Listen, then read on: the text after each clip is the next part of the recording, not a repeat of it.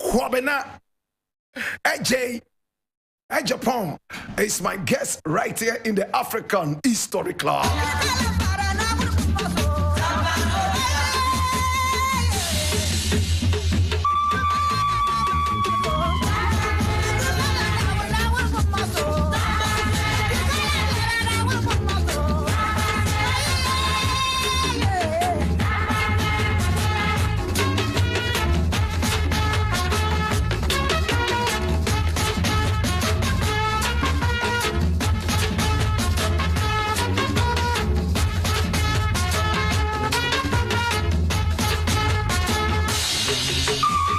Certainly Black Cross, I'm most excited to be talking to KAA today, my brother, my sister. Oh my God, have mercy. And now today we have a lot of things to talk about, so I'm going to go straight up into the business of today. KAA, you're welcome into our studios.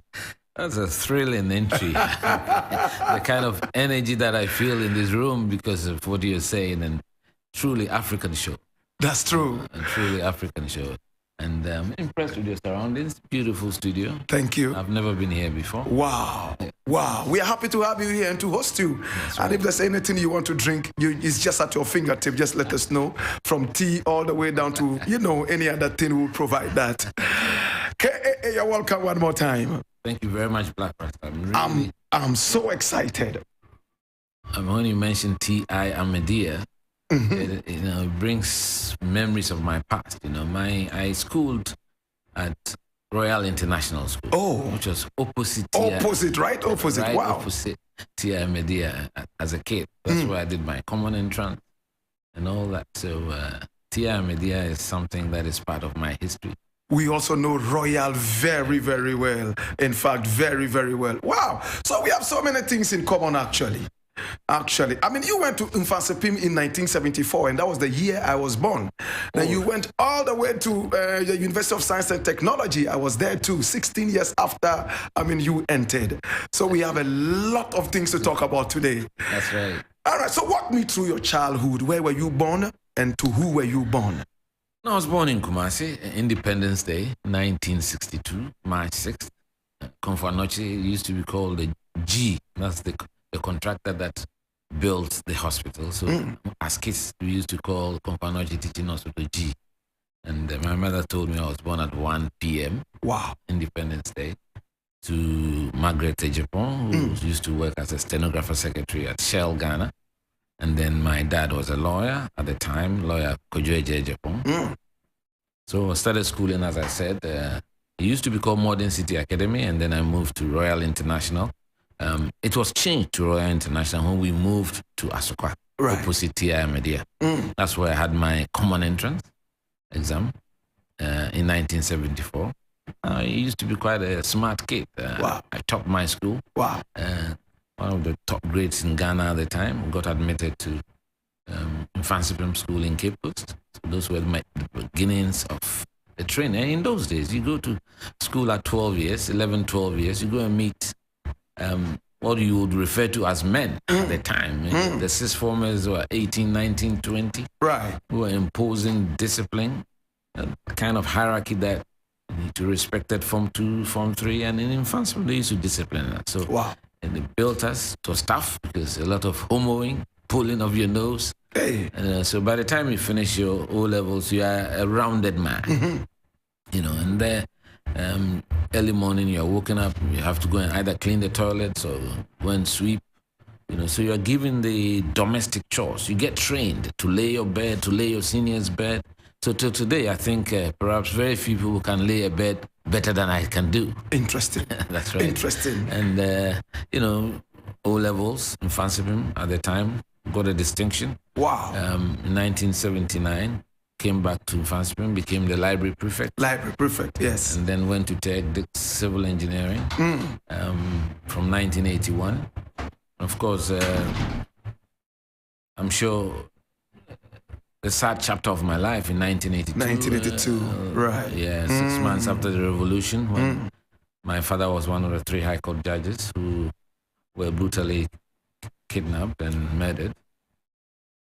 That was a difficult time, very tough time, but I was able to work my way through school by the grace of the Almighty God and support from few people. Finished school in 1986. Started working life with Ghana Highway Authority as a young civil engineer. And in those days, the Highway Authority had a very strong rotation system that built your career as a civil engineer. Right. Now you go through road maintenance, you go through contracts administration, you go through bridges department, you go through what we used to call the mobile maintenance, which was one of the most exciting periods of my life because I afforded the opportunity to go and live with Ghanaians in different places. We had a camp in Suhum, then also the OS Kumajansing, Breweniasi, Nkwanta, what is now known as the Northern Corridor Road. Right. Spent several months working on those projects, Kumasi, Kintampo, Talamale, and then also Anyang, Nkwanta to Yamransa on the Cape Coast Kumasi Road. So that's where I started cutting my teeth as a civil engineer. Right. But of course, as you said, because of what happened in 1982, there was a flame that was burning in me to help restore this country back to democracy. So 1989, 1990, when the whole world, that was just after the fall of the Berlin Wall and the end of the Cold War, the world was pushing for more democracy. And that was the time a few of us, young people, formed a group in Accra called the Young Executive Forum, dedicated our lives to supporting the return of democracy in our country. Many of us, at the time, the likes of Dr. Osei, who's now Myra Hene in Manchester Palace, Kojo Banredu, former finance minister, late finance minister, was our secretary. Former foreign minister, Kwesi Osei, former trade minister, Alan Chirmating, our first chairman. Moses Osei was the first chairman, then after that, Alan Chirmating took over. Kwabena Battles, Madame Cecilia Dapa, myself, very young at the time, barely 30 years. I see. Strong in building up support and raising funds from the New Patriotic Party at the time. And so by 1992, most of us in the Young Executive Forum, the likes of Peter McMenu, Dr. Heyman, Kofinti Menu, Asio Bening, our support was largely for Dr. Kwame Saffodu. But at the end of the day, Professor Dubois won the Congress in Legon, and the beauty of the time was that the very next day, Dr. Saffodu let the majority of us, the Young Executive Forum, pay a visit to Professor Dubois' residence at the Templars Lane in airport, congratulated him and said, I'm handing over these young men to support your campaign. Wow.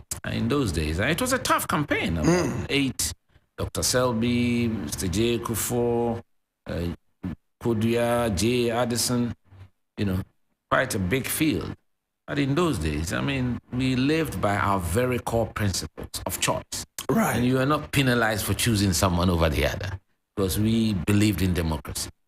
And after that Congress, there was no reference to camps or any other. All of us rallied behind Professor Dubois to try and remove the then military dictator Rawlings, who was transitioning to a civilian administration.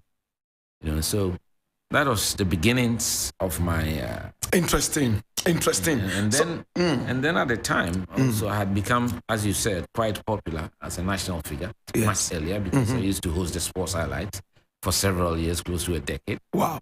And especially during the World Cup in 1990, when myself and Edward Fachi, Moses Formoni, Kwabena Eboa, Papa Pencil were the dominant faces on the panel. So I had become a bit of a celebrity at a very young age. A superstar. At a very young age, because I used to host it in 1987 at the age of 25.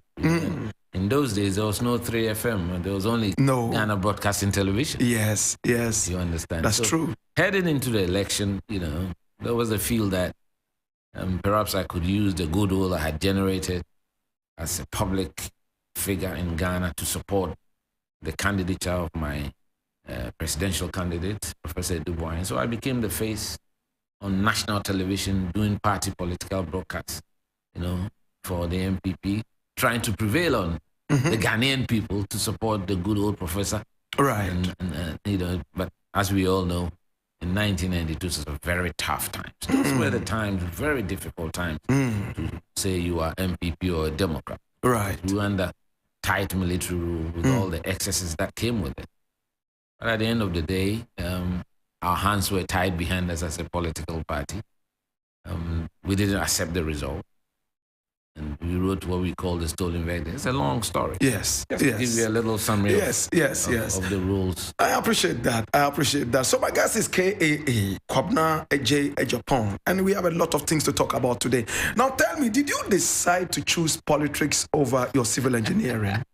I would say politics took me away from civil engineering, but I was practicing it at the same time. Some people really admire the fact that I was able to combine my young professional career as a civil engineer, my hosting of sports highlights. Some people even took me to be a journalist, but that was just a passion.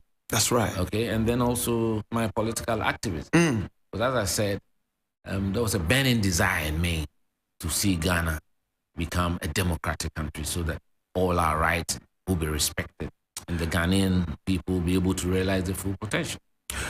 Was it democracy you wanted to see in Ghana, or you wanted to revenge your father's murder? Not at all. I think maybe it is the Methodism or the way my father brought me up, not to be someone who is bitter, with no vindictiveness in my heart.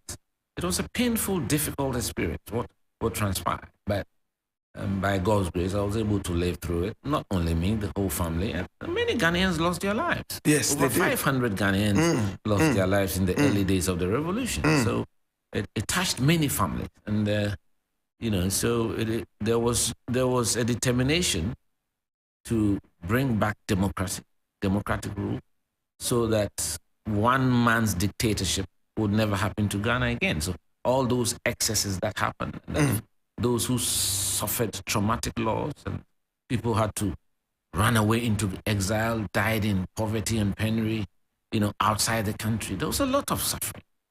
What kind of a father was your father? He was a very modest man, Rich? No. He had 10 children. More than that. Wow. He had a big family, but he was a very modest man. He was a Methodist.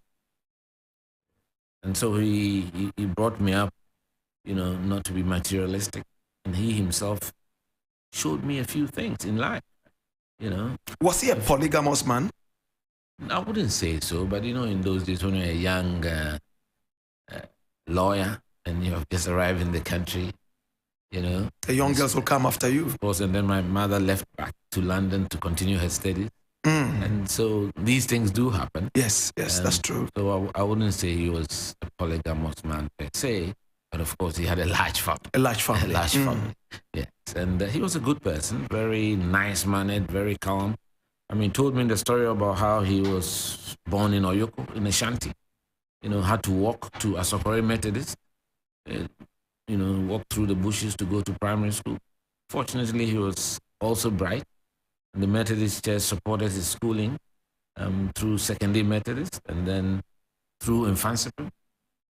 Even when he finished, he had to go to Wesley College to go and do a teaching course. Oh, wow. So wow.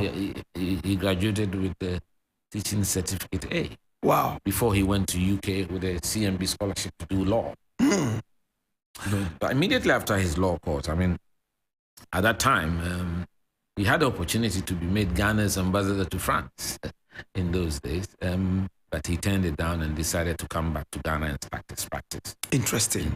Wow. So he was a very professional man. Very professional man. So my guest is KAA, Kwabena Agyapong is my guest, and his father was Justice Kwadwo Agyapong, who was abducted on the 30th day of June in 1982 and brutally murdered by the Rawlings regime. Where were you on that day? Were you in school at UST or you were at home? No, we were back home at the time. It was a Wednesday night, I quite recall. I had gone to the Accra Stadium as usual to watch football. Those were the days of the curfew. So you had to be at home by 8 o'clock, I think. I think I was sitting by him. He was having his dinner around 9. Wow. When we got the information that some people had come to the house, they wanted to see him. And they came with a ruse. You know, he was very close to Justice Cecilia Pantian. They shared their offices were very close in the Supreme Court building. And so I think the impression was created that she was unwell and she was being taken to Ridge Hospital and she needed to see him. So, of course, I was busy writing something. And so he went out alone. He was in shorts, white shorts and white undershirt. And then he waited for native sandals and just went out. And so for those of us at home at the time, we didn't think there was anything serious had happened. I went to bed. It's only in the next morning that our next door neighbor, which is Justice Pukusakode, the wife, Auntie Yvonne, who unfortunately also passed a couple of years ago, came to report that something like that had happened last night. And he was coming to report to my dad, only for us to go upstairs and find no one there. Of course, the judges lived around the same area. You know, so I rushed to Justice Eduse's house. He was his very close friend. He was an appeal court judge. And when he called the then Chief Justice, Justice Apalu, FK Apalu, it was at the point that we realized that something like that had happened. He had been informed the night before that 3 High Court judges had been abducted. And of course, the next 3-4 days was the most torturous because we didn't know where they were. Wow. Our prayers were that they'll be found alive. We were not to know that they had been killed that night. So the next 2-3 days, up to Sunday afternoon, where information started filtering through that their bodies had been found on the Bondasi military range around the Accra Plain. So those were very traumatic times. I pray to God these things Ghanaians never experience that again in our future. And that's why we need to guard our democracy and make sure that we do what is right by the Ghanaian people and build the democracy that we have. It's important from time to time that we let in the historical facts. That's right, so very that important. The younger generation will know the difficult journey that Ghana has traveled. Wow. So that we can value the constitutional dispensation that we have. Right. Because I quite remember not long ago when, of course, we're all going through a lot of difficult economic circumstances. Right. And then you keep hearing people talking about military takeovers and coups.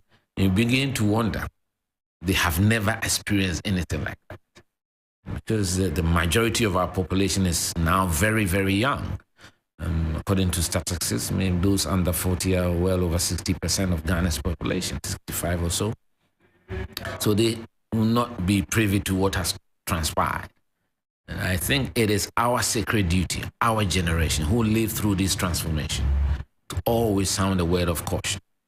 And the word of caution goes both ways. To those who are running government, not to take the population for granted, the mandate that has been reposed in them for granted, and also the Ghanaian people to value the dispensation that we have, the 30 years of smooth transitions from one party to the other without any major incidents. I mean, these are things that we have to continuously improve and work.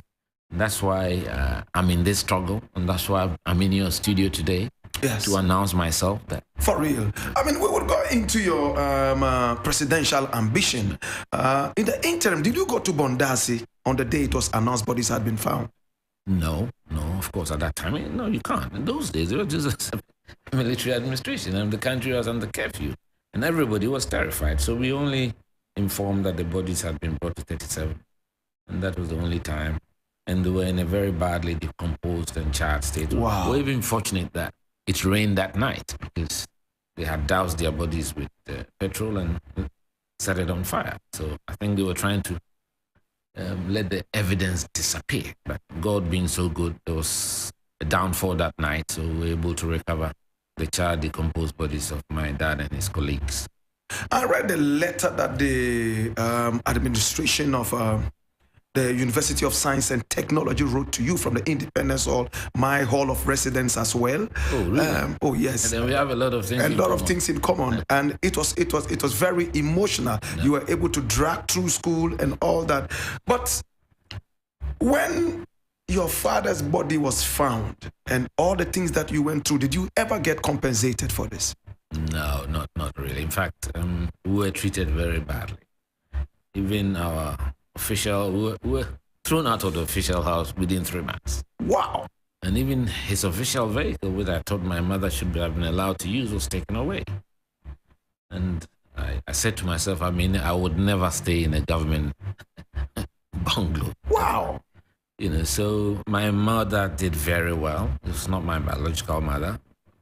No, I mean, there were a lot of younger kids who have took care of them. They've grown up to become responsible citizens. The youngest of them, Lucy, is now an associate professor at Academic City. Lucy Agyapong, Dr. Lucy Agyapong. She's the youngest. And then she was only a few months old when your father was taken away. And my sister Rosemary is also a lecturer in University of South Texas. She also has a PhD in chemistry. You know, so she struggled. She went to stay with a friend in North Kanishi, Swan Lake. Swan Lake around the time. Because they were very young kids. And I was 20 years at the time. So I said to myself, maybe I have to hit the streets. Wow. So I have to hustle my way. So those were very difficult times. I had a good friend who took me in. We were staying in Kolebu, nurse's flat. So the whole family was disintegrated? My God. So it was tough. Those were very tough times. Do you know who killed your father? Well, the SIB had a report, the Special Investigations Board, and it's always been shrouded in secrecy. But I always felt that between Jerry Rawlings and Captain Chikata, they would know who gave the final order. Because the young soldiers, America and his group, 4 of them, they didn't know my father and his colleagues. They would have no motive or no reason to, I mean, they were just taking orders. Where the orders came from, I think if you read the book and read the report, it points to that. But again, congratulations to my former boss, Mr. Kufo, for setting up the National Reconciliation Commission that gave the Ghanaian people an opportunity to vent their frustrations and give people certain closure. You know. Did you ever forgive the people who killed your father? Sorry. Of course, you have to. Otherwise, you live a better life. I don't think I would have been okay if I had harbored that kind of bitterness. You have to be very divine about it, pray over it, be strong. It's painful, you can't forget, but you can forgive. Interesting. You can't forget, but you can forgive. And when you forgive, your spirit is released. And, you know, it was a very difficult time, especially when I used to be host of Sports Highlights. And I quite remember there are certain games, the then chairman of PNDC would come to the stadium and I'm running commentary.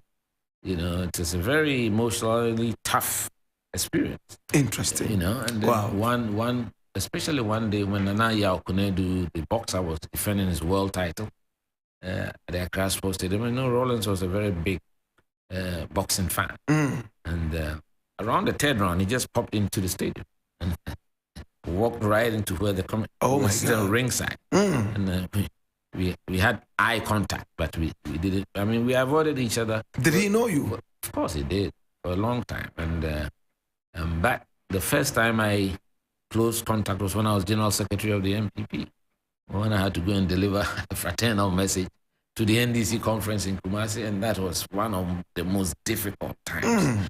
You know, because after I finished, I turned around, and then the hierarchy of the NDC, I started greeting.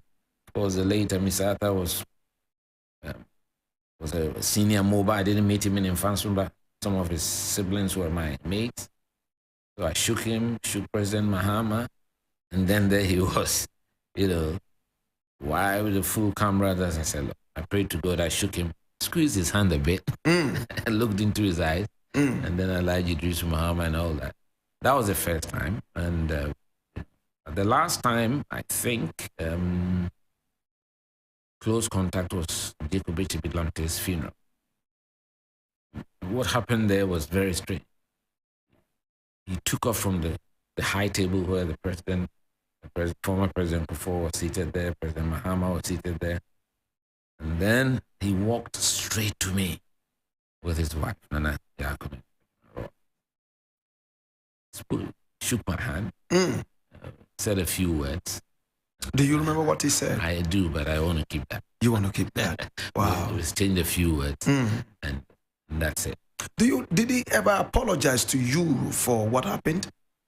Not to me personally. I don't. You know, Politics is sometimes a very tough thing, and I think as he grew and matured, I'm sure he had a sense of remorse. And there are certain things I'm sure that he will look on and say, this shouldn't have happened. But Rawlings always portrayed a very strong macho image. So. And you never also ever asked him why he probably did that? Well, because you cannot entirely say, I never had the opportunity, and I had just gotten over it anyway. I had prayed and taken it away from me, and so I just carried on. I just feel that, those who did it know themselves, and they will live with it, they will die with it. And I quite remember when Captain Chikata died and Rawlings also passed. I said the two have joined. They've joined together, and only they can tell us the truth of what happened. Interesting. This is the African History class, and today we're talking with KAA. This is 3FM. We're having a not so interesting conversation because of the direction we're going, but we're going to make it very interesting anytime soon. Now, you are a very strong sports fan. That's right. And you organize some of the boxing nights at Mfansipim, and the very first one at UST Kumasi. What is it about boxing you like? I used to be a boxing fan until I started thinking that why should human beings be punching each other and be shedding blood? And is it not barbaric? Well, boxing is the refined art. That's why you wear gloves. It can be brutal, but I think it's much better than what we see with that. What do they call that in UFC? UFC, that's right. I can't believe that people are excited about that. That, for me, looks barbaric, but I've always loved boxing. When I was a kid, I knew Joe K. If you've heard the name, he used to be Ghana's middleweight champion. Right. And he used to be based in Kumasi. And, we used to go and see him train at the Kumasi Stadium. And one coach, Armstrong Agbana, he was also one of the top coaches in Ghana at the time. He used to live around the Asafo area. And I used to, because our school, Royal International, was just behind the Kumasi Sports Stadium. And, so I love boxing. When DK Poison won the world title. In fact, I stayed and listened to the commentary by radio. Wow. At dawn, I remember. And he fought in Japan? No, the first one was in Los Angeles. Okay. The Inglewood Forum. The Japan was the Fukuyama fight. Yes. That was one of his title defense. Right. But the first one, Ruben Olivares, that's the first time we won the title. And I, as a kid, I was listening to the radio, listening to the commentary. I didn't sleep, so... growing up, I love boxers like Sule Shitu, who was so clever. He became the Commonwealth champion, could never become the world champion, but he was such a technically gifted fighter. Right. So in that generation of boxers, these days, I think the talent, I don't know what has happened to our production line. But then once Azuma Nelson came through, those days, the military services, the prisons, the police, they used to have tournaments, and their sporting departments were very strong. Right. But Azuma was a cut above everybody. He was such a sensational person when he came up. Was he your favorite? Of course. I don't think we've ever seen a boxer like him. Not even Ike Kote? No way near. Azuma is a complete boxer, Hall of Famer. His style, he had power, he could jab, he had defense, he was strong, he was everything. In those days, I think there was not too much money in sports, but because also you're the featherweights, those lighter weights, don't get all the big purses that they deserve. But for me, the professor, the greatest ever boxing legend that we have produced. What do you think about some of the wins that were annulled recently for him? Recently they said, some of the fights were controversial, and reviewing them several decades after, they have decided to annul those wins. I think there was the first Jeff Finish fight. Yes. That for me, even me as a Ghanaian, when I watched it, and I think they ruled it a draw. Yes. Clearly, yes. I think clearly Azuma lost that one. He lost. But he went back to really deal with him in Melbourne. Like father, like son. Like father, like son. So I think I would say on the balance of that, it was good that it was annulled. Well, or corrected? I mean, sports is sports. I think Sports once is it sports. happens, it happens. It's like football. It can be a bad decision, but once the result is, you can't go back and say, I don't know why they did that. But I think it's just for posterity and for people to have something to mull over. Interesting. 2001, you were with President Kufuor all the way down to 2006, and you served him and served the nation. It looked like you were his boy. He liked you. I mean, he embraced you. We saw so many photos of you and him. You had a very, very good time. How did it become sour for you and you had to be pulled out in 2015? Sour is not the word. And again, I would rather say that it is that kind of character of the man. For, he's a lovely human being. Because mind you, earlier on in 1998, I had been part of the leading lights of current President Akufo-Addo's first presidential push. The six of us, myself, Kwabena Agyapong, Victor Newman, Brigadier Nunu Mensah, then 3 MPs. There were only 3 MPs who had the courage to support him against Kufuor at the time. So when I see things happening these days, I just say it's just history repeating itself. Wow. Christine Churcher from Cape Coast, Alex Crunchy from Santiachim South, and then his next door neighbor, Atiwa MP Albany Ndako. And we put in a very strong challenge in 1998 in a matter of just 6 weeks. It was squeezed. The campaign period was squeezed because the backers of then candidate Kufuor were afraid that if they had a long campaign program, perhaps maybe he would have been unseated the way he was able to unseat Dubois in 1996. Right. We went to Sunyane. It was a tough battle, but we lost to Kufuor. Then candidate Akufo-Addo did reasonably well in a matter of 6 weeks from zero, got way over 35 or so %, if my memory serves me right. Did he appreciate your efforts?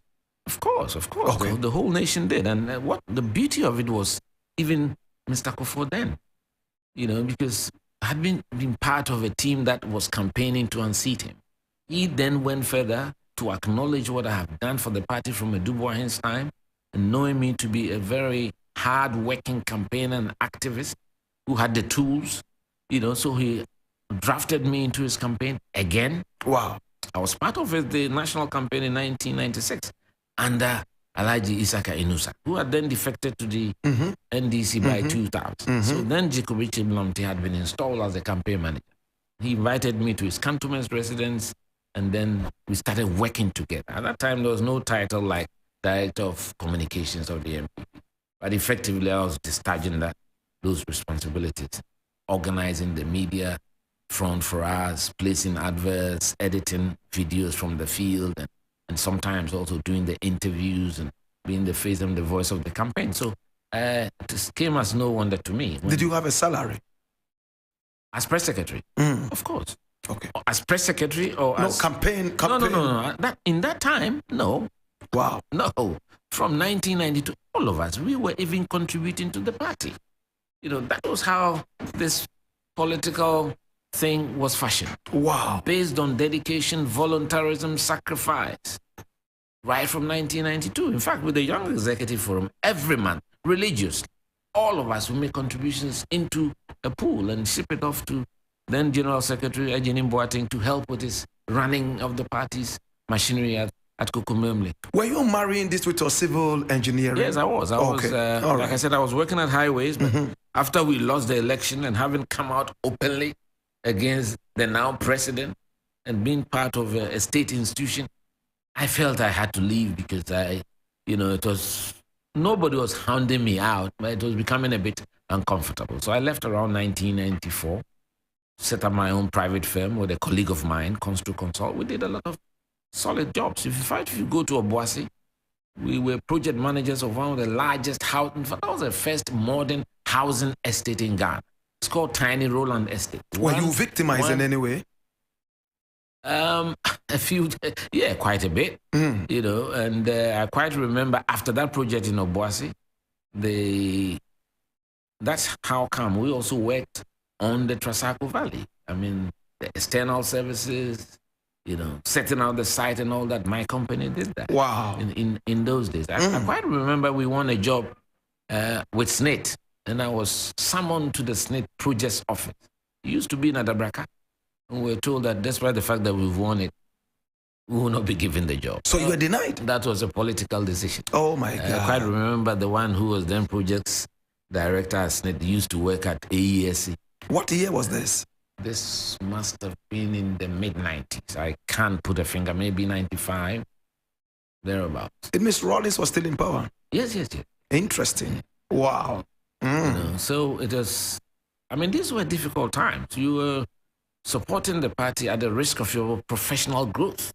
And, you had to be tough to decide, to sacrifice. That's what we call real sacrifice, at the risk of your professional progression.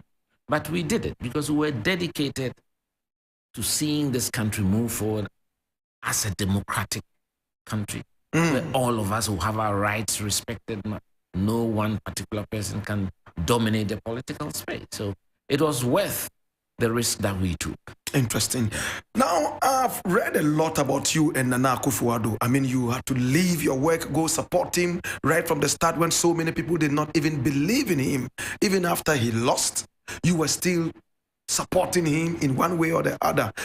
I would like to ask you, what is the relationship between you and the president now? It's an interesting question. First and foremost, I think you have to be very clear that I became press secretary to Kufuor, as you said. Yes. And I left my job in 2006. But the president saw it fit, even after I left my job, to give me an order of Volta. So as congratulations. As I sit here in 2008, in recognition and appreciation of the hard work I did when I was working with him, he took me in like a son, And in those years, close to 6 years, the exposure that I had, going to all the African Union meetings, the White House, United Nations meetings, G8 summits, where the biggest industrial powers are meeting, when it happened in America, in Savannah, Georgia, when President Bush was the host, and then even in 2005, in Gleneagles, Scotland, when Prime Minister Blair hosted the G8 summit. When you have those experiences, sitting in one room with the world's biggest leaders, learning at their feet and listening to them, I enjoyed working with President Kufuor, and I think it was a great credit to him that he did not penalize me for not supporting him in 1998. That's true. And I think it should be an example for all politicians, for all of us who believe in democracy, that people should be allowed to make a choice and not be penalized for making their choices. And as Dr. Kwame Safo-Addo did in 1992, once there is a decision by the party, all of us then have to rally behind the one who won. The one who has won, because that is the embodiment of the political party that we all belong to. So I'm someone who I would say is a dedicated patriot of this tradition. And I believe in those principles. And I want to espouse those principles and to encourage the younger people and the future generations to know that politics is about public service. And again, I think you are referring to perhaps what happened in 2015 when I was General Secretary, and all the shenanigans and the orchestrations against me, which were unfortunate. Really? Of course, it all started in Tamale when I defeated Sir John, who was the favorite of candidate Akufo-Addo and the establishment at the time, because the party people, they love me, they trust me, they know I've given dedicated service to this tradition, right from the time when it was difficult for people to stand up and be counted, so they recognize that. I think when I was General Secretary, there may be a few who weren't comfortable with the kind of person I am, and I'm a very firm, straight shooting, frank, honest person, not one who can lend himself to manipulation. And of course, my chairman at the time, Paul Afoko, a lot of impediments were put in his way even before he became chairman, to the extent that he was asked to go, his case was sent to Interpol and all sorts of vile accusations against him. Eventually he won. And so when we won, I think there was a move within to try and make it difficult for us to work. And we did our best. And again, all the things that were said, I would say here, we've been in power for 7 years now, and the government has full custody of intelligence information, or if there's anything that Paul Afoko did, which was so-called working against the interests of the party and myself. Where is the evidence? We're told you took a bribe from Ibrahim Mahama. How? That is the most insensitive thing ever for anybody to say. Ibrahim Mahama is alive, he's not dead. You understand? I bought my own car, and for people to create the impression that my car has been bought for me by Ibrahim Mahama, it's crazy. Like I said to you, I'm not a braggart. I wasn't brought up to brag, but I have led a decent life as an engineering consultant. Right. Built my own house, as I told you. Did some very major jobs with GASM, Ministry of Education, Bank of Ghana, major jobs around the country. Built my own house in East Legon in the 90s before we came into office in 2000. So for instance, I never, especially from the shades of what happened to my family in 1982, right, I chose not to stay in government accommodation. When I was offered one in Cantonment, I said no, I'll stay in my own house, built from my own sweat. In fact, for the first 2 years, I went to the office with my own vehicle. The chief of staff, Kojun PNM, is available. You can cross-check and all these things. So I'm not someone who is driven by materialism. I believe in serving a country. So to become a general secretary, as I said, having been press secretary to the president for close to 6 years with an impeccable record, and nobody had called my integrity into question, how is it that I become a general secretary? And in my view, I would say a slightly lesser responsibility. Because when you're a press secretary, you are privy to very delicate information. Right. Both locally and internationally. That's true. Nobody ever could point a finger or dirt on my shirt, in order for the president even to reward me after that. And then you become general secretary. And just because we wanted to do what is right for the party, we've got to be harassed out of office. What did you do that brought you this victimization? It's difficult for me to say. It's just the fact of the matter is some people wanted full control of the political party. And I think that it's important that parties are strong chairman, strong general secretary, so that they can guide governments when they are in power. Because governments or presidents are not independent candidates. They are creatures of the political party. They go into the ground and win elections and put you there. And you need strong characters around you when you are president. People who can look you in the eye and have a good discourse with you to make sure that you are guided along the narrow path of success. Right now in this country, we're trying to glorify praise singing. Yes, that's true. Sycophancy, praise singing has become an enterprise, for some, to hero worship people. Clearly, I'm not the kind of person who was going to do that. And I think some people misunderstood our attempt to strengthen the party. In fact, that was the first time the 275 constituencies in the country had been mobilized and had been asked to open bank accounts so that we could mobilize them directly by a press of a button in Accra. So we're trying to create a more efficient campaign machinery, a more efficient party machinery.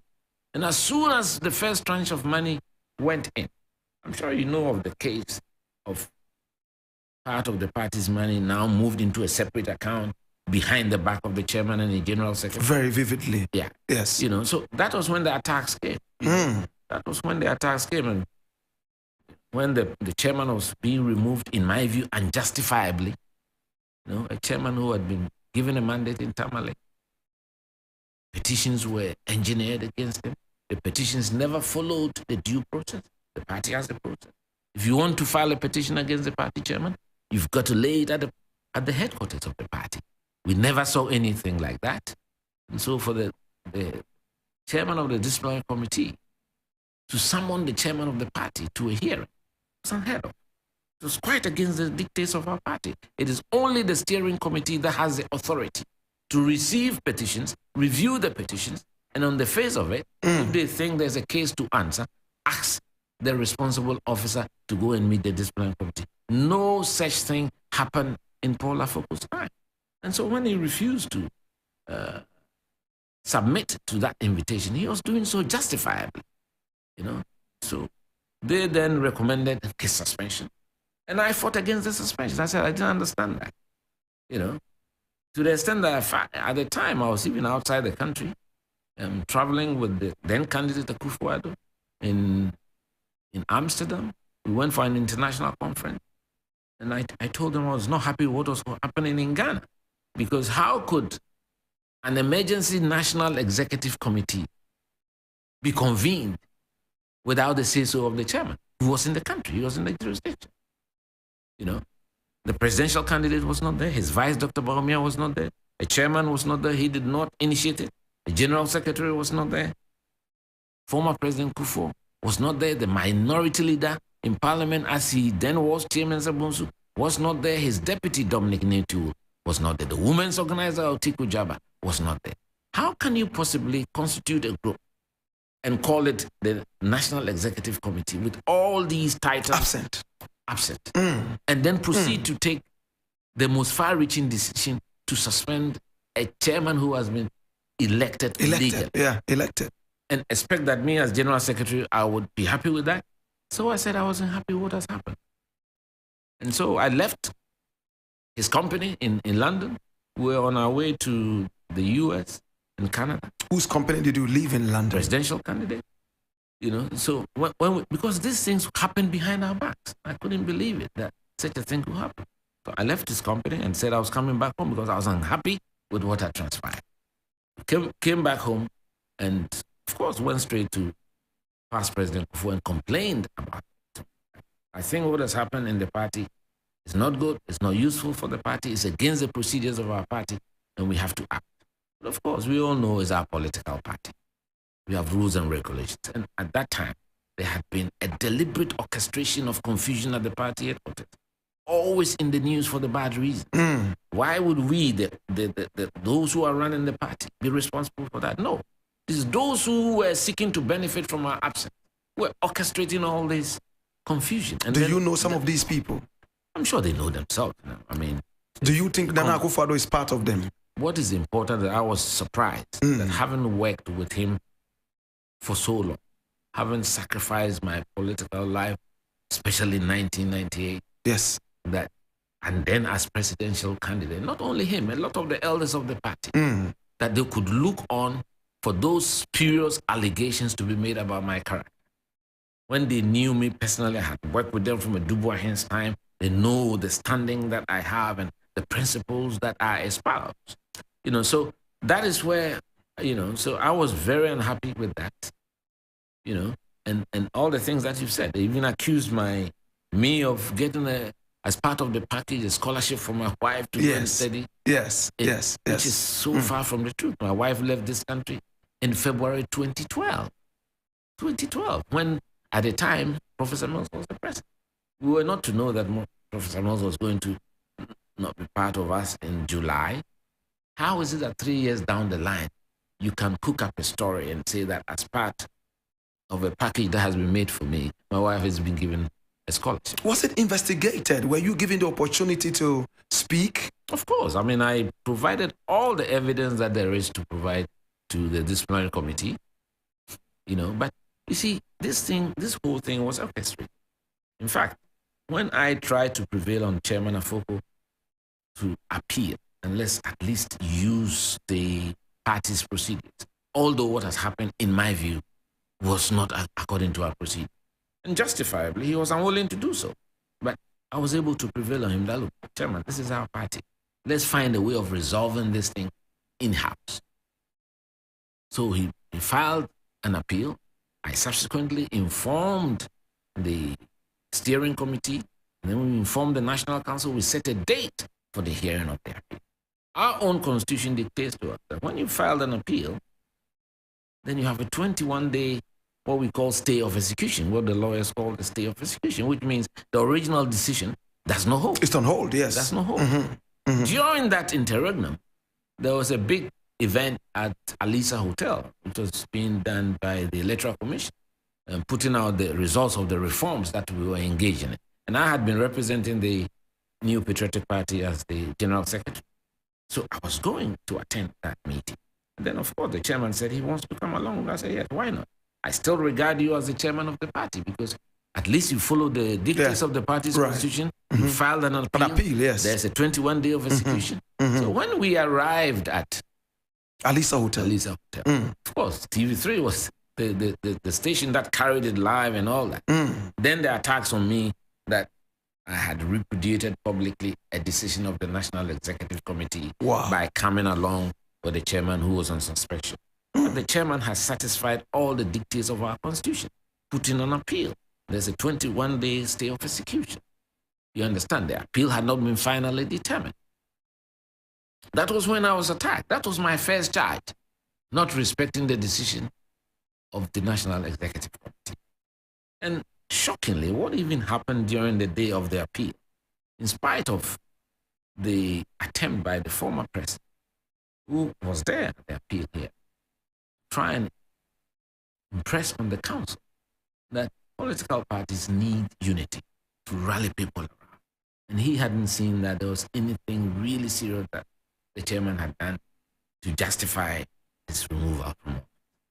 So they should reconsider that and review the decision they've taken. I was expecting that would happen. But they went ahead, in spite of the advice of the former president, to carry out what, in my view, was already orchestrated. Okay, so after that, I realized that it was going to be tough for me. I continued to be General Secretary for about 2 more months.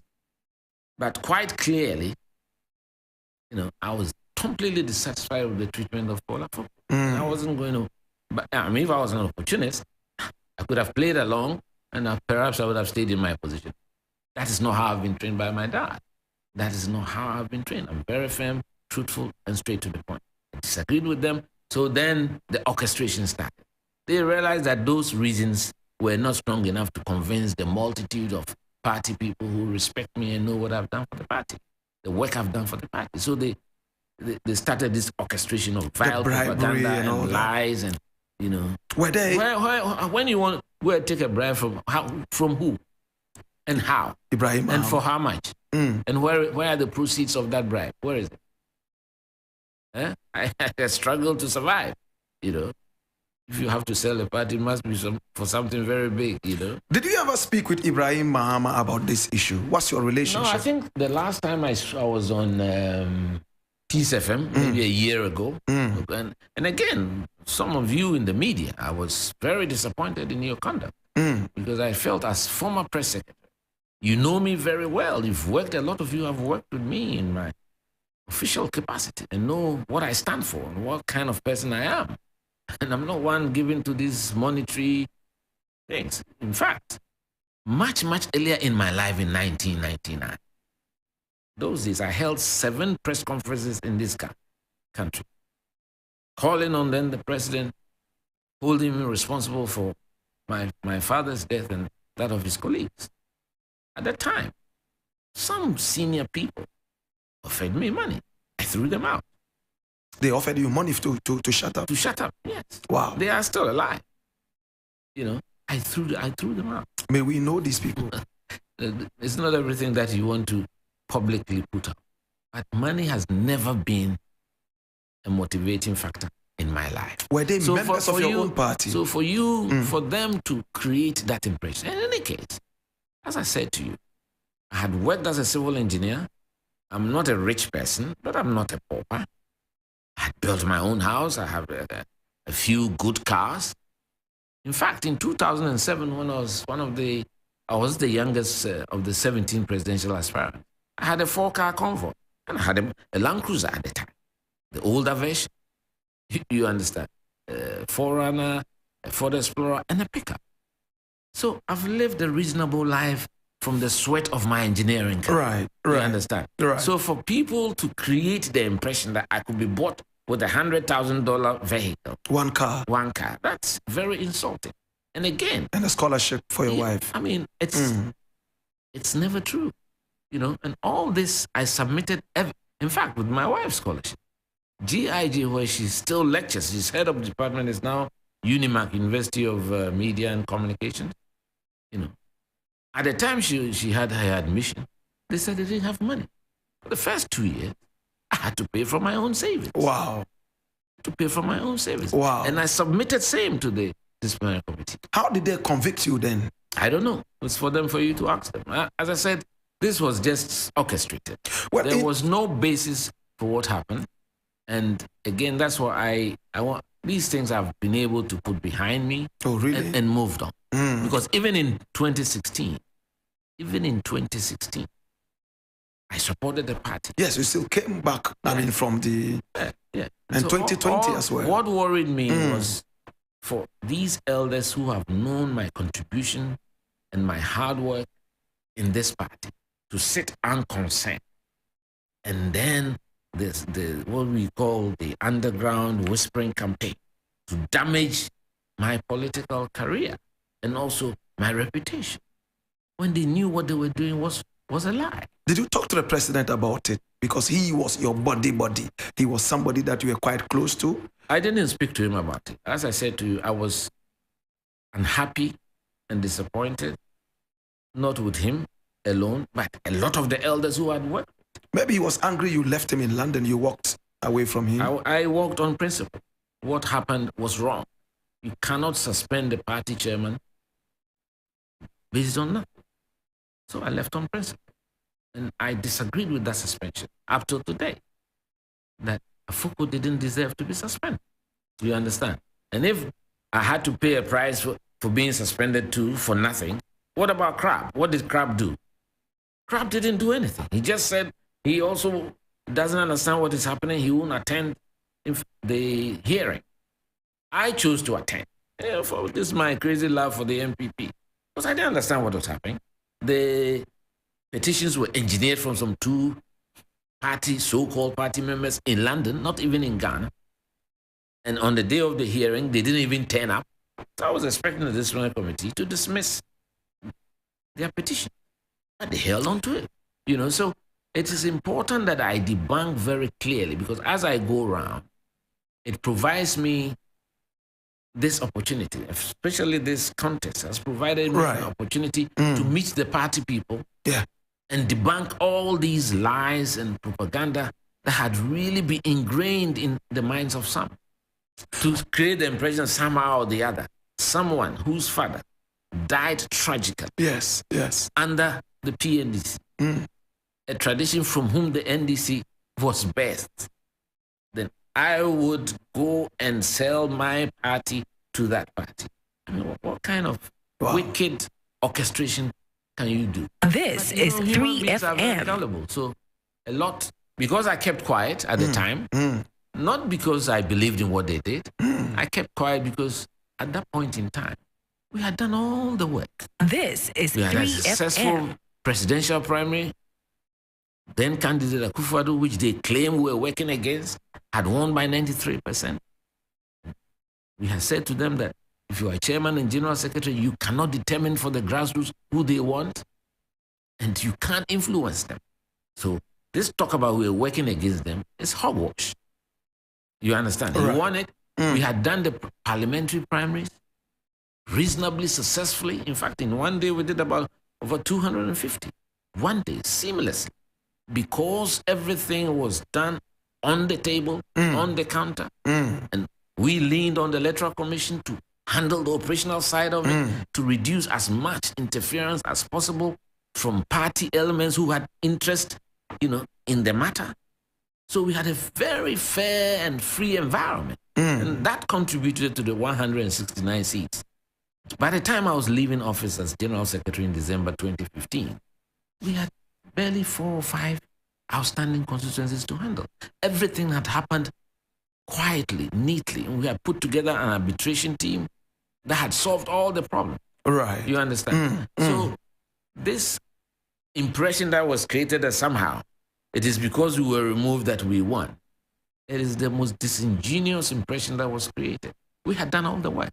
An electoral an election is not a day's event. No, it's not. It's a process. It is. And it's the internal arrangements that matter. And when you undertake those internal arrangements without fear or favor, and people see there's equity and there's parity and there's propriety, it inures to our benefit. And Yes. that's what we saw. Yes. And since our absence, we all saw what happened in the 2020. Yes. When in the one electoral cycle of 4 years, our 63-seat majority in parliament disappeared to zero. Yes. Because then people started trying to orchestrate parliamentary primaries. You don't do that. Let the people make their own choice. We are eternal democrats. Yeah. So we should be able to accept the choice of the majority and not to try to orchestrate and engineer it, as some are trying to do even with this presidential contest. Right. So I think it's important that, given this opportunity, Black Rasta, I needed to make it clear to those who haven't heard that there's no iota of truth in the fact that we were working against the interests of our party. When you are general secretary or party chairman, there has been a convention, although it's not part of any constitution or any law. President after president in this fourth republic has respected that convention, which is the chairman and general secretary. They sit in cabinet. Who would not like to be part of cabinet? Why would you be chairman and general secretary and undermine your own chances of winning? How are you going to do it? Can you go out there and tell your party people not to vote for your candidate? Did that happen? Everything that was done was orchestrated, filed, propaganda, calculated to dirty us and then give a dog a bad name and then hang it. But God being so good, it didn't work. I've risen through it. And Did you get dirty? people, Did you feel dirty at a point? No, not at all. I knew I had done nothing, and I felt I had done nothing. Did you at a point decide that, let me just leave these politics and concentrate on my civil engineering? No, of course. After, because it was an indefinite suspension. And again, there's nothing like indefinite suspension in the NPP constitution, especially for the principal officers like the chairman and the general secretary. If you want to remove them, the clause 11 is there. You've got to convene an emergency conference, set them aside for 1 month because they cannot be responsible for organizing a conference because the conference is taking a decision on them. Nobody looked at that. So the whole constitution, a party of lawyers, a party of human rights activists, were able to set aside the constitution and remove us from office in a very illegal and unjustifiable manner. But being a true NPP person, I didn't feel pain, as I said to you. I knew that given time, we will be vindicated. You'll be vindicated. And I know that we've been vindicated. You have. And even during that time, I continued to support the party. Yes, you as did. I said, in 2016, I supported over 100 constituencies, Upper East, Upper West, Northern, Bronx. And since I've been around... What kind of support? Monetary support, mobilized funds. Mobilize funds. And there are some who are members of parliament as I speak today, some who are ministers in this current administration, whose constituencies I supported at the time, in November 2016. And they picked phones and called me and thanked me for what I had been able to do, that kind gesture. But I felt as a general secretary, if I have not been part of the campaign, then the little I could do was to support the party. Did you feel let down by these people that you supported who probably did not call you at the time that you were suspended? Did you feel let down? I won't say let down. You see, because the atmosphere was a certain cloud of fear had been imposed on the party. Oh, really? And even now, as I go around, I talk about it. Wow. People are not able to speak up. And political parties should have strong characters who should be able to speak up when things are not going right, even within their own party. Subin NP said the same thing you are saying right now. There's a kind of fear around I said the party. That many years ago. Wow. So although they realized that what was happening was wrong, they were not courageous enough to say it. And that's why I said I have a certain dose of disappointment in especially some of the elders of the party who knew me personally right from 1992, who I've worked closely with. For them to sit and look unconcerned, for my character to be assailed the way it was, when they know that this is not the kind of person Kwabena Agyapong is. Who is causing the fear in the party? I think you want some headlines today, Black Rasta. This is 3FM. You know, what is important? Because when Kufuor was there, there wasn't this kind of thing. What is important is that in party politics, I expect that senior figures of our party, and again, I've said this in many places, if you are the president, woe betide you if you are surrounded with yes men. You will lead you down a blind alley. Is that what is there right now? What is happening is that we should have strong people who can look the president in the eye and sometimes disagree respectfully with him. Like I disagreed with him publicly on certain aspects of our economy. That's right. You understand? We should be able to do that. It doesn't matter that we belong to the same parties. Political parties is a machinery to serve the country. It is the paramount interest of Ghana that should be prevailing. That is the prevailing condition. You understand? And we should understand that. And we've got to create a new generation of thinkers in the political parties who believes in doing what is good by the country. Right. Of course, through your political vehicle. But some of the things that I see displeases me. You know, so it is important that we recognize that the glee with which we destroy people in this country, and that's why I said to you, you asked a question that I didn't fully answer, whether I had spoken to Ibrahim Mahama. You know, I said, you, the media, you are not called the fourth estate of the realm for nothing. That's right. When there are issues, you are capable of doing an independent inquiry and investigation and present. I mean, the big things that have happened around the world have been disclosures by media people. This was very simple. You could check these things. Sterling Company is in North Kanishi where I bought the car. You could go and find out. At the time they were doing this, I hadn't finished paying. In fact, their lawyers wrote to me. Wow. They have to come and conclude payment. Wow. You know, and those letters are available. If you went to them, they will tell you. Ibrahim Mahama is not dead. He's alive. They could go and ask him and find out whether he has bought me any car. You understand? These things, you, the media, should have verified. And none of you chose to do so. Just chose to parrot what was being said. You know, so I expect disappointment in some of the senior journalists who had worked with me when I was press secretary to the president. Like Kwame Sefakai, yes, we mentioned the other day. Yes, and then Kweku Baku. You know, those I know very closely from times past in more difficult circumstances in the country, who I thought would say, no, Kwabena would never do such a thing. They know the risks I've taken for this political tradition. You know, somebody who wanted to make money. Like I said, I mean, those who brought me money in 1999, some are still alive. You understand? Did Kwesi Pratt support you?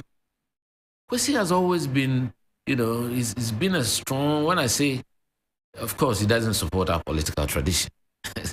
But he's someone I speak to from time to time, and he's someone I've learned from to be very firm and strong as a person, even when you're under pressure, you know. So, of course, he expressed his shock at what was being said about me because he knows me so well, you know. Like I said, it was a bit disappointing, that period. The Nana Akufo-Addo that you supported in times past, do you think that he has changed? Well, even before I get there, I mean, I think we should have to go a bit chronologically when I say that. After 2016, our victory, I went to the president and congratulated him in spite of all the water that had passed under the bridge. We had a decent chat in his residence. And I tried to impress on him to use his fatherly office now to bring this matter to a conclusion. You know, but it didn't happen. And then in 2018, when the party went into Congress in Kufuor and elected new executives, I thought, well, our mandate is over, our tenure is over, and you cannot be suspended from a position that is occupied by someone. And our suspensions were from our positions, not our membership of the party. So eventually, that was when I decided to move on with my life, because when you are general secretary, you are a full-time employee of the party according to the constitution. You're supposed to be giving remuneration on all the packages that you are supposed to have, which is supposed to be, at least the last thing I saw when Jake was handing over to us, say that your level of remuneration should be commensurate with that of the party's parliamentary leader. That is what I saw.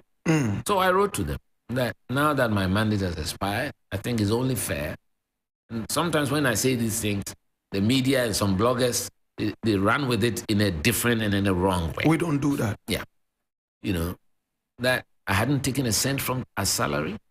My taxes especially, which I was worried about, I want to do my civic duty.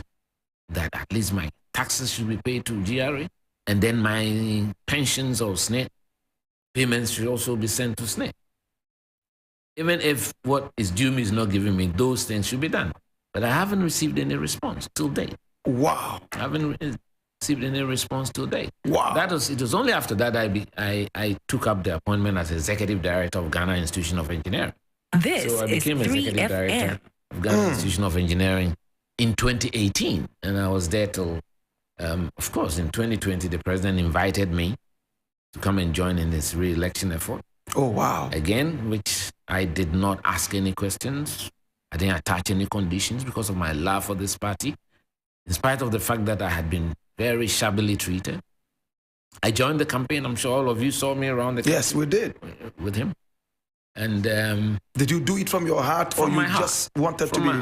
Like I said, right from 1991, as a young engineer, I have supported the party with the little money that I had and my mental resources and everything. You still believed in the president? I believe in the party, very much so. Not necessarily the president. You see, I don't think you should confuse the two. Okay, what is important is all of us have to have a certain dedication to the ideals of our political tradition. Of course, when the party elects a leader, you have to support the leader because you believe in your party. That is what it is. It shouldn't be the other way around. I don't believe in bringing up cult figures or creating cult around figures. It hasn't helped many political traditions, even in Ghana. We also what has happened to the CPP.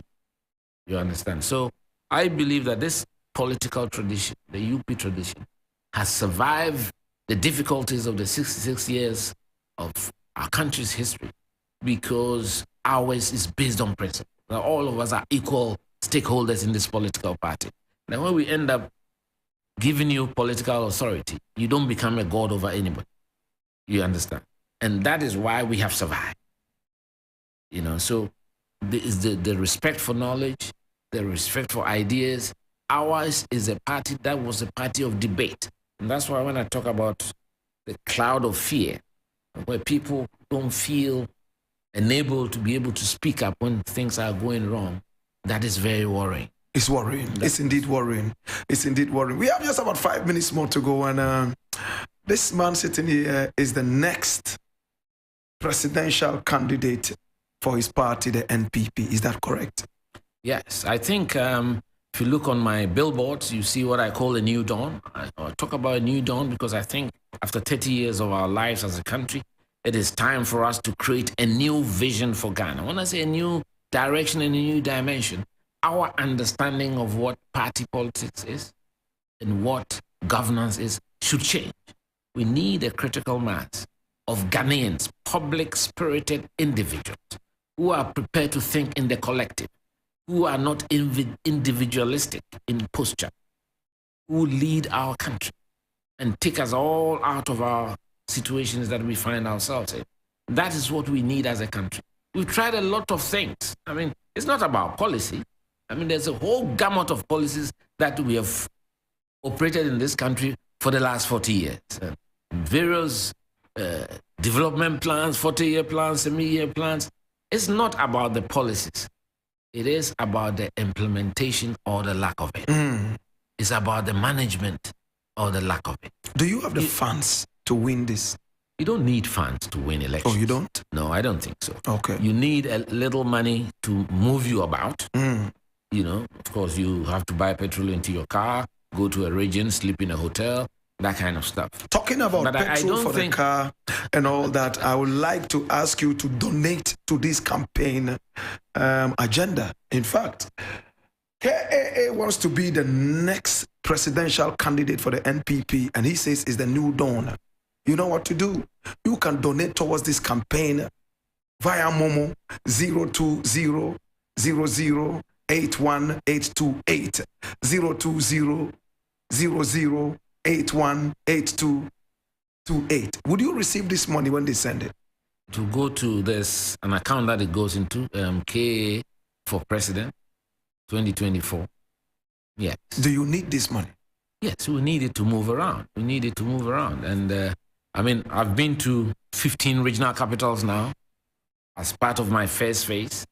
I've been to Dambai to meet the Uti regional executive and the constituency chairman and executives. Wow. I've been to Ho, did the same in Takoradi and Cape Coast, in Accra, Koforidua, then took a swing through the Middle Belt from Western North in Sefioso, right through Sankore to Goso, then to Sunyane, and then Techima, and a couple of years ago, I did the Northern Territories, landed in Tamale, moved to Wale Wale to meet the Northeast delegates, and then moved on to Bolga, came back to Tamale, met with the Northern region, went to Savannah to meet the Savannah executive, and then slept in Wa, met the stakeholders in Wa, because our party constitution has been tweaked in a way to allow a special delegates congress to whittle down the numbers to 5 if we happen to be more than 5. But my dream is not just to be president. I'm more passionate about the transformation of this country. And you're going to beat all these people there. That is what is important, Black Rasta. The issue at stake is not about the political leadership alone. There are very serious social issues that we find in this country that we are not talking about it enough. All these economic challenges we are facing is because there's been a population explosion. We don't even discuss family planning anymore. And all we see is promiscuity being promoted on our media portals. You understand? It's no safe sex, education, and all that is important. So we have an explosion in population. Once we do so, and the system hasn't got enough opportunities to absorb this teeming youth, where do we start? So we have as big problems socially as we have economically and politically. But those things can be held. I think we need a reset button in this country. All of us, not only the politicians. Yeah. The politicians must lead that struggle because they are the ones who are invested with political authority to govern.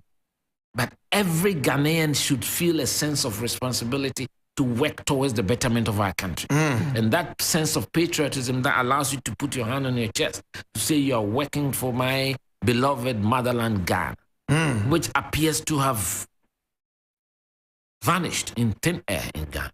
We have become too materialistic as a people. And some people are even saying no contribution, no chop, which means that we go into government to chop. We go into government to serve. That's true. That's what I want. And so I want to be an advocate for a new politician. That's why I talk about a new dawn. And especially the younger generations who are coming. For them to know there's beauty in serving the country. There's beauty in having concern for your brother and sister. And I'm not saying so because I want to be elected as presidential candidate. I've been press secretary to the president for close to 6 years, the rank of a minister. I didn't abuse my office. No, you didn't. You understand? I didn't go and become richer and build petrol stations or apartments and all that. I didn't do that. There were times, though, that the media complained that you were becoming arrogant. Do you remember those times? Yes, I think it's not just the media. I think when in Ghana, when you are very strong and tough and straight talking, it's misconstrued to mean arrogant. I'm not arrogant at all. Anybody who knows, arrogant is disrespecting people, treating them as second-class citizens. But of course, sometimes I shoot very straight and it can be uncomfortable for some. That is not arrogance. Anybody who is involved in football, and I've had a coach team for over 25 years, you work with the grassroots and the people at the lowest of levels. Right. So as for arrogance, it's not a part of my life.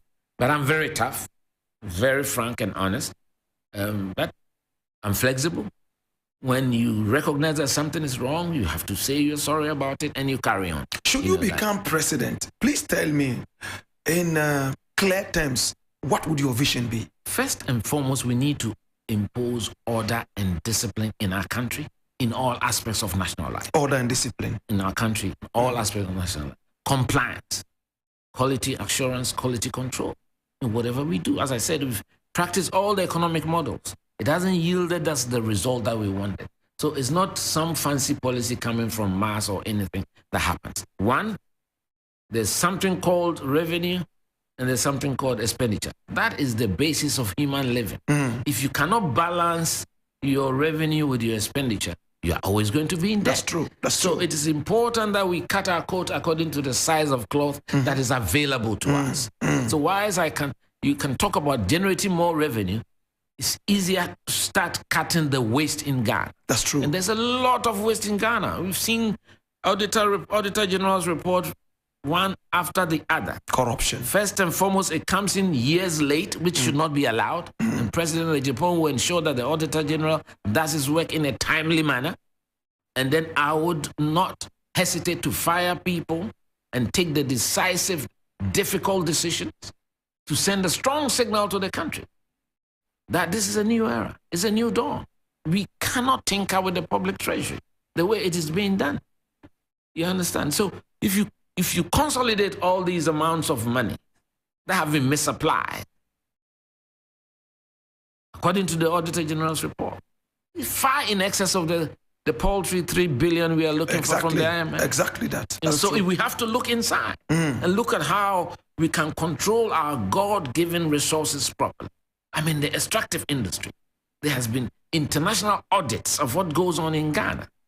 And I saw a report on Al Jazeera very recently. I've seen other reports that shows a big disparity between the amount of gold or production that is leaving our shores. That's true. And what is arriving in the choicest destinations like India and Switzerland and Dubai.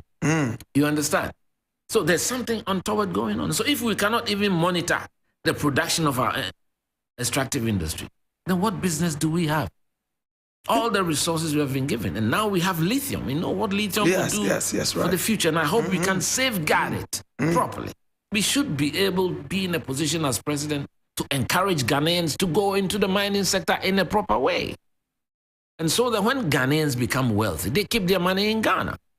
We have a situation where every major enterprise is handled by foreigners, and they have to repatriate their profits, putting undue pressure on our currency. So I am going to be dramatically different.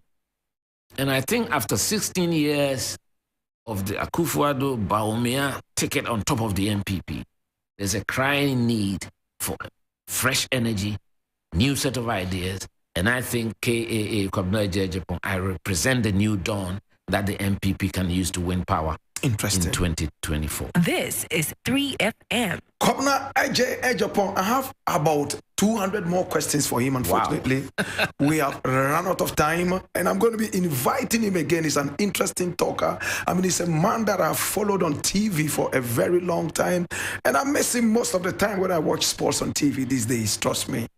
Kwabena Agyapong suffered so much, especially when his father passed on. He had to get out on the street and, try to get his acts together. Today, he has his own house, he has his own fleet of cars, and he says that he will never sell out. He will never sell out his party. He wants to be the presidential candidate of his party and go ahead to win the elections and become the president of this nation. If you believe in what he has told you and what he stands for, then it's time to donate to his campaign. Please send your Momo to 020081828. I take it again, 020008128. Oh my God, you can do that, and you make sure that it works out good for you. All right, so this is KAA, and I'm going to ask you for a very last message, and kindly put it in just 1 minute for me. I will be very, very excited. You have been allowed back into the party. What's the fate of Paul Afoko? Well, I think that at this point in time, to bring the party together, the party to extend an olive branch to all people who are suspected. And I think especially, but of course, Crab is already back. He stood for elections. And I think that it's important for a former chairman who has played his role and has contributed significantly to the growth of this political tradition. Deserves to be back. He deserves to be back. Mr. President, thank you so much. We do appreciate you. We'll meet you at the other side of the elections. And when you are victorious, we will celebrate you. I'm happy that you went to KNUST, and I'm happy that you went to secondary school in the year of my birth. I'm sure that we'll share some more common things later in the day. Thank you so much for coming on the show. I would like to play you any reggae song of your choice to close it. Which is Reggae. Reggae. Or you don't like reggae? I like reggae. You never smoked weed? A lot of my friends did. So I've been around people who, I quite remember we had a discotheque in UK. When you go in there, by the time you come out, whether you smoked it or not, you are dazed. Wow. So you never actually tried it? No, I never actually. In fact, I tried smoking once, a friend of mine, when I was very young, and the bitter taste on my tongue. So I've never smoked that. Wow. But I'm sure you still appreciate reggae music. I do. I mean, yes. I love Bob Marley's music. Marley. Which one of his songs? You're talking about the earlier ones. Yes, earlier ones, no problem. Like which one? If you don't even remember the title, tell me what he's talking about. I will fish it out for you. Oh, Bob Marley. I mean, he's got a lot of songs. Yes, a number of them. One, but yeah. I think the one that I'm trying to pick, which